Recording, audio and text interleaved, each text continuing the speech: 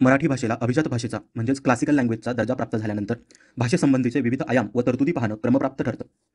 अधिकृत भाषा official language. प्रशासनाच्या सोयीसाठी आपण हिंदी व इंग्रजी या दोन भाषांना अधिकृत भाषेचा दर्जा दिलेला आहे. 1949 मध्ये हिंदी भाषेचा अधिकृत भाषा म्हणून आपण स्वीकार केला. ही तरतूद 15 वर्षांसाठी होती. त्यानंतरचा निर्णय संसद घेईल असं ठरलं.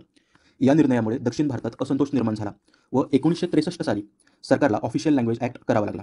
या कायद्यातील सेक्शन 3 नुसार हिंदीबरोबरच इंग्लिश ही भाषा आपण अधिकृत भाषा म्हणून स्वीकारली. याखेरीज 8व्या परिशिष्टात म्हणजेच 8व्या शेड्यूलमध्ये 22 अधिकृत भाषांचा समावेश केलेला आहे. सुरुवातीला 8व्या शेड्यूलमध्ये केवळ 14 भाषांचा समावेश होता. त्यानंतर 1967 मध्ये सिंधी भाषेचा, 1992 मध्ये कोकणी, मणिपुरी व नेपाळी भाषांचा आणि 2004 मध्ये बोडो, डोंगरी, मैथिली व संथाली या 4 भाषांचा समावेश करण्यात आला. संविधानातील भाग 17 कलम 343 ते 351 हा अधिकृत भाषेशी संबंधित भाग आहे. यातील काही महत्त्वाची कलमे. कलम 343A हिंदी ही आपली अधिकृत भाषा असेल आणि देवनागरी स्क्रिप्ट. त्याचबरोबर 350A instructions in mother tongue at primary stage. त्यानंतर 350B special officer for linguistic minorities आणि 351 development of Hindi language. Classical language अभिजात भाषा 1500 ते 2000 वर्षे जुना वारसा असलेल्या व समृद्ध ग्रंथ परंपरा असलेल्या भाषेला अभिजात भाषेचा दर्जा दिला जातो. तमिळ, संस्कृत, तेलुगू, कन्नड, मल्याळम व ओडिया या 6 क्लासिकल लँग्वेज होत्या.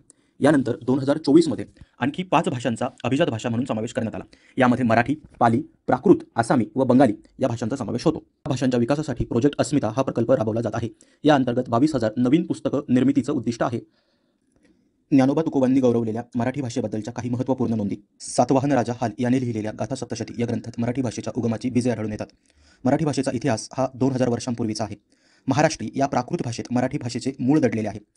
नाणेघाट शिलालेख, श्रवणबेळगोळ येथील बाहुबलीचा पुतळा या ठिकाणी मराठी भाषेबाबतचे पुरावे आढळतात. मुकुंदराजांनी लिहिलेला विवेक सिंधू हा मराठीतील आद्य ग्रंथ मानला जातो. त्याचबरोबर श्री चक्रधर स्वामींनी लिहिलेले लीळाचरित्र हे मराठीतील पहिलं चरित्र होय. संत नामदेवांचे तीर्थावली हे मराठीतील पहिलं आत्मचरित्र आहे.